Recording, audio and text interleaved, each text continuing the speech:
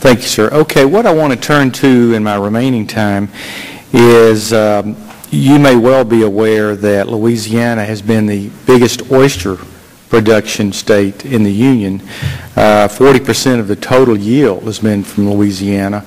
Washington State is now overtaking us because it appears that it wasn't the spill itself, but the downstreaming of fresh water that has now changed the salination of the water in their beds, which was heretofore perfect for growing oysters.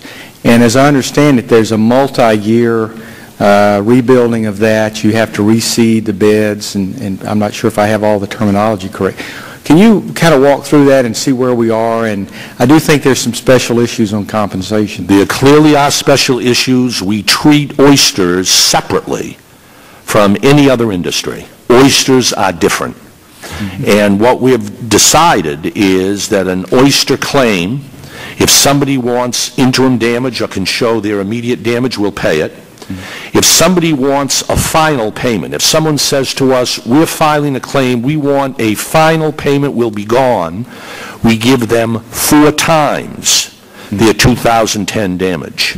And if a claimant is an oyster or leases oyster beds, that is not only harvesters oysters but has a lease involving the beds themselves at the bottom of the Gulf, there is a special additional payment that we will make. We've tried with oysters to recognize the uniqueness that you reference in your question.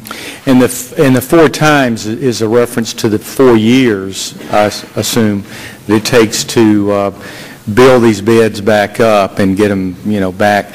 Is there any, and this may be a little bit of outside of your purview, but is there any evidence that the saline content of that area is beginning to return to normal?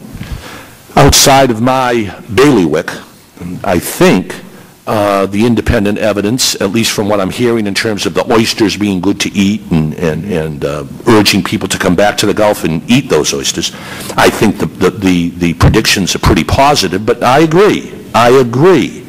Nobody knows for sure. It's an uncertain biology, and people who want to wait it out and see have every right to do so. All right. Just one final question in my time. How many lawsuits are out there, or how many do you expect at the end of the day?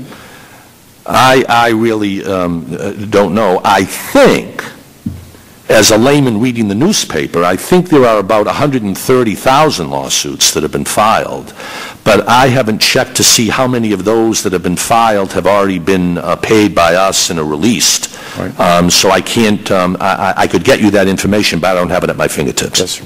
Okay, thank you. I yield back.